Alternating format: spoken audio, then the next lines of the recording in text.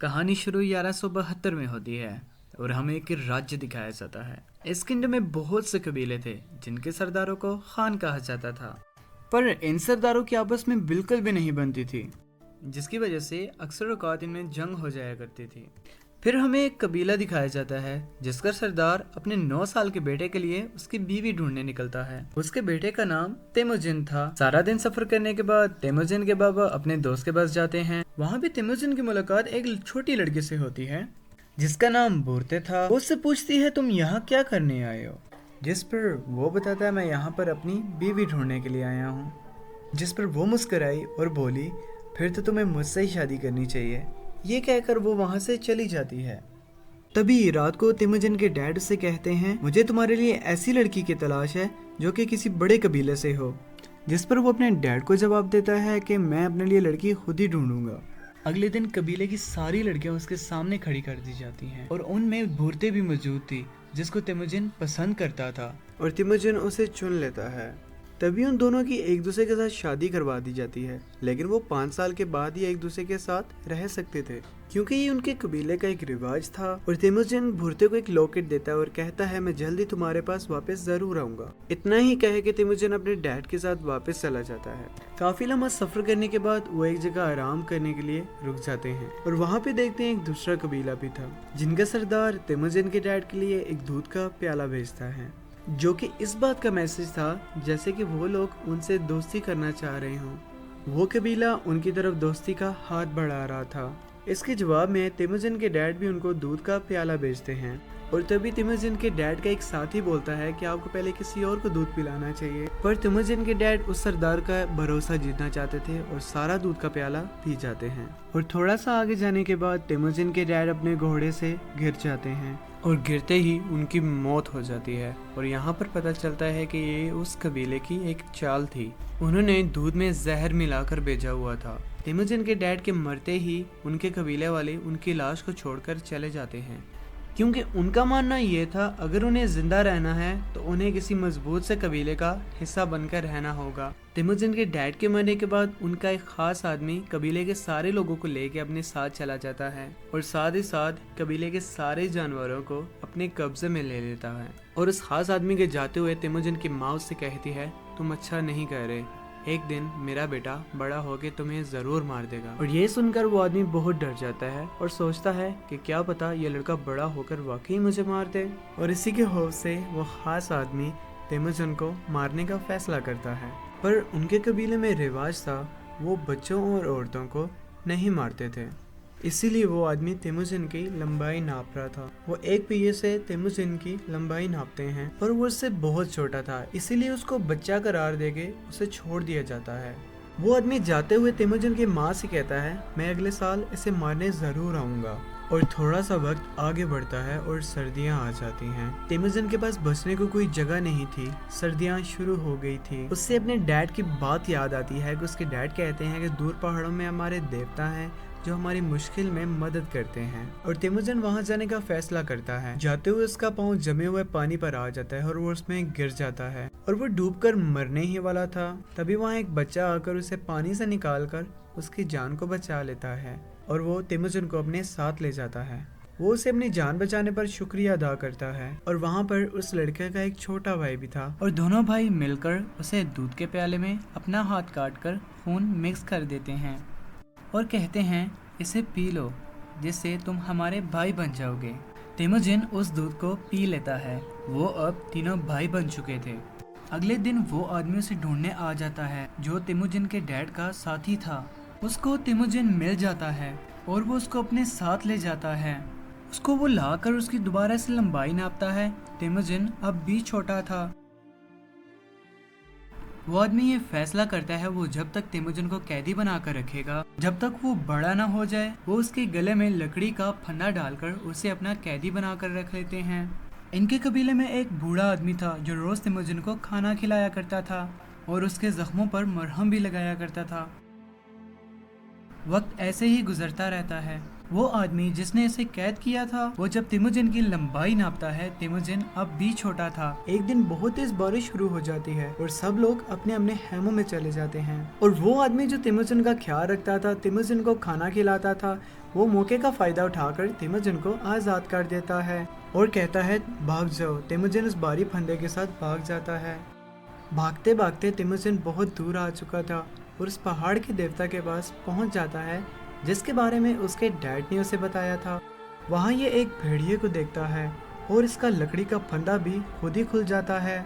कहानी थोड़ी आगे बढ़ती है और दिखाया जाता है कि तिमुजिन अब बड़ा हो चुका था, पर वो अभी भी उन लोगों से भाग रहा होता है जो उसके डैड के खास आदमी के साथी थे, जो बचपन से उसके पीछे पड़े थे, जो अभी भी उसके जान के दुश्मन बने हुए थे। आखिरकार वो लोग इसको पकड़ ही लेते हैं। तिमुजिन को वैसे ही कैद कर दिया जाता है जैसे कि बचपन में इसको भारी लकड़ी के फंदे से कैद किया गया था। तिमुजिन की उम्र और लंबाई दोनों बढ़ चुकी थी और उसको मार देने का वक्त भी आ चुका था, पर वो आदमी उसे कहता है मैं तुम्हें अभी नहीं मारूंगा, मैं चाहता हूँ तुम मेरे सामने अपनी जान की भीख मांगो। जिसके जवाब में तिमुजिन कहता है मैं खुशी खुशी मर जाऊंगा, पर तुम्हारे सामने ऐसे कभी नहीं कहूँगा। ये सुनकर वो आदमी कहता है अच्छा, मैं तो तुम्हें आराम से मारना चाह रहा था, पर अब मैं तुम्हें तड़पा तड़पा कर मारूंगा। जिसके बाद तिमुजिन को बांध दिया जाता है। उसके पास वही आदमी आता है जो बचपन में तिमुजिन को खाना खिलाया करता था, वो अभी भी जिंदा था।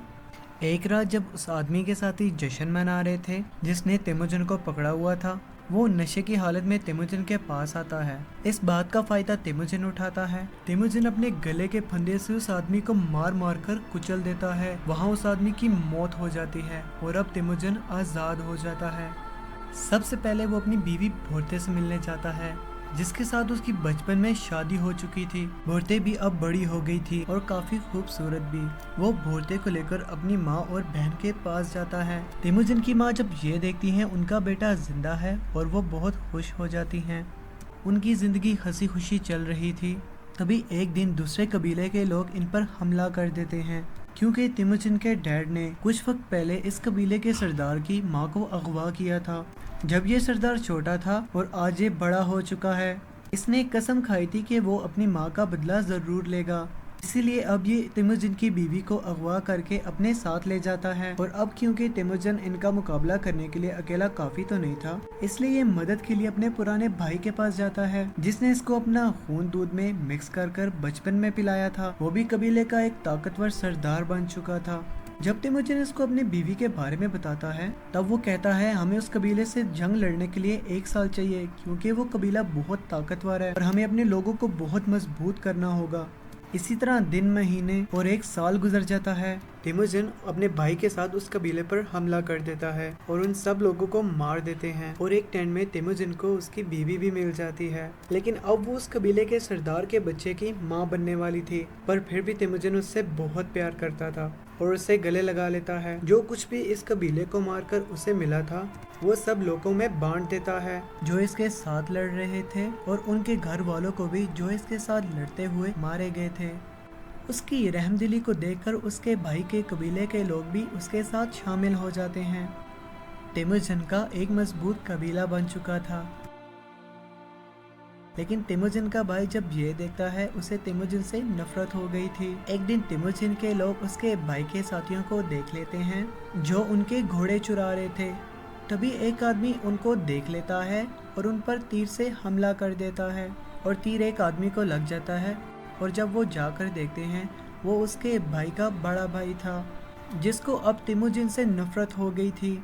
और जब उसे ये पता चलता है तिमुजिन के आदमियों ने उसके भाई को मार दिया तब वो आग भगोला हो जाता है और वो आसपास के कबीलों से हाथ मिलाकर तिमुजिन के साथ जंग करने का फैसला करता है। तिमुजिन जानता था वो जंग जीत तो नहीं पाएगा, इसीलिए कबीले के बच्चों और औरतों को भेजकर अपने साथ कुछ आदमियों को लेकर उनसे जंग कर लेता है और हार जाता है, जिस पर उसका भाई उसको अपने पास कैद कर लेता है। वो उसे मारता तो नहीं क्योंकि वो अभी भी तिमुजिन को अपना भाई मानता था। एक दिन उसका भाई उसको दूसरे कबीले के हाथ भेज देता है। वो लोग उसको अपने साथ ले जाते हैं। काफ़ी सफ़र करने के बाद वो उसको एक बड़े शहर में ले जाते हैं। वो उसे वहाँ लाकर एक जगह में बिठा देते हैं ताकि कोई तो उसे ख़रीद सके। एक दिन इस सल्तनत का राजा उसे देखता है, वो इसे खरीद लेता है और इसे एक पिंजरे में बंद कर देता है जो शहर के बीचों बीच था, ताकि लोग इसका मजाक बनाएं और इस पर अपना गुस्सा उतार सकें। वो बस यहाँ पर एक तमाशा बनकर रह गया था। एक आदमी तिमुजिन के पास रोज आता था। वो उससे अपने लोगों के ऐसे बर्ताव पर शर्मिंदा था और तिमुजिन से माफी मांगता है और तिमुजिन उस आदमी से कहता है, तुम्हें बस मेरा एक काम करना होगा। मैं तुमसे वादा करता हूँ, मैं तुम्हारे शहर या यहाँ के लोगों को कभी नुकसान नहीं पहुँचाऊंगा। एक लॉकेट मेरी बस बीवी तक पहुँचा दो। अब वो बूढ़ा आदमी इसकी बीवी के तलाश में निकल जाता है। कई दिन रेगिस्तान में चलने की वजह से उस गर्मी में वो बूढ़ा आदमी मर जाता है, मगर खुशकिस्मती से वो लॉकेट भुट्टे तक पहुँच जाता है जो तिमुजिन ने उसे बचपन में दिया था, जिससे उसे पता चल गया था तिमुजिन आज भी जिंदा है। वो ये जानने के बाद तिमुजिन को उसी शहर में ढूंढने के लिए निकल पड़ती है और वहाँ वो एक सिपाही को रिश्वत देकर तिमुजिन को आज़ाद करवा लेती है। और वो देखता है उसका एक छोटा बेटा और एक बेटी थी, उनकी फैमिली अब पूरी हो जाती है। एक दिन तिमुजिन की बीवी कहती है, सब सरदार ऐसे ही होते हैं, एक दूसरे को मारते रहते हैं। और तिमुजिन तब बहुत सोचता है और अपनी फैमिली को छोड़कर चला जाता है। वो सोचता है वो सभी कबीलों को इकट्ठा करके एक मंगोलिय राज्य बनाएगा। उसने ये फैसला कर लिया था, हर हाल में सभी कबीलों को इकट्ठा करना है। उसने 3 असूल बनाए। पहला, औरतों और बच्चों को नहीं मारा जाएगा। दूसरा, दुश्मनों से मरते दम तक लड़ेंगे। और आखिरी ये था कि कोई भी अपने सरदार से धोखा नहीं करेगा। 1196 में हमें दिखाया जाता है जो तिमुजिन ने सोचा था वो कर दिखाया। उसने अपनी एक आर्मी बना ली थी, पर उसके राजा बनने में बस एक ही रुकावट थी, वो था उसका भाई। उसके भाई के पास भी बहुत बड़ी आर्मी थी। दोनों अब अपनी आर्मी के साथ लड़ने पहुंच जाते हैं। तिमुजिन अपने भाई के साथ लड़ना तो नहीं चाहता था, पर उसका भाई अचानक से हमला कर देता है। बहुत बड़ी जंग हो जाती है, मगर तिमुजिन ये जंग जीत गया था। उसने अपने भाई के सभी लोगों को कैद कर लिया था। वो उन्हें मारता तो नहीं, बल्कि उन सब लोगों को अपनी आर्मी में शामिल कर लेता है, जो अब बहुत बड़ी आर्मी बन चुकी थी। तिमुजिन अपने भाई के पास जाता है और कहता है, हमें लड़कर कुछ नहीं मिलेगा, अपना राज्य को बड़ा करने के उसमें हम मारे जाएंगे। उसका भाई कहता है, अगर मैं तुम्हारी जगह होता और पकड़ी हुई आर्मी को मैं मार देता। उसकी और तिमुजिन की सोच बहुत मुख्तलिफ थी। उसने अपनी इस सोच की वजह से सब कुछ गवा दिया और उसी के बरक्स तिमुजिन ने अपनी सोच की वजह से सब कुछ हासिल कर लिया। और उसके बाद तिमुजिन अपने भाई को माफ करके उसको छोड़ देता है। बाद में हमें 1206 का एक सीन दिखाया जाता है। तिमुजिन अपने राज्य मंगोल का एक राजा बन चुका था। इसको चंगेज खान के नाम से आज भी जाना जाता है। उसने सब जुल्म करने वाले किंगडम के खिलाफ जंगें लड़ी। उसको ताकतवर और बहादुर राजा माना जाता था। और इसी के साथ तिमुजिन की बहादुरी की कहानी यहीं पर खत्म हो जाती है। And thank you so much for watching this video guys. I hope so आपको वीडियो यार ज़रूर पसंद आई होगी। अगर पसंद आई तो यार एक लाइक कर दो, और अगर अभी तक चैनल को सब्सक्राइब नहीं किया हुआ तो बनी लव इज़ लाइफ चैनल को भी सब्सक्राइब कर दो। ऐसी वीडियो बनाने में बहुत सी मेहनत लगती है और आगे भी बहुत सी वीडियोस आने वाले, तो मेक श्योर सब्सक्राइब होना चाहिए आपका। एंड मिलते हैं इसको नेक्स्ट वीडियो में गाइस। अल्लाह हाफिज़।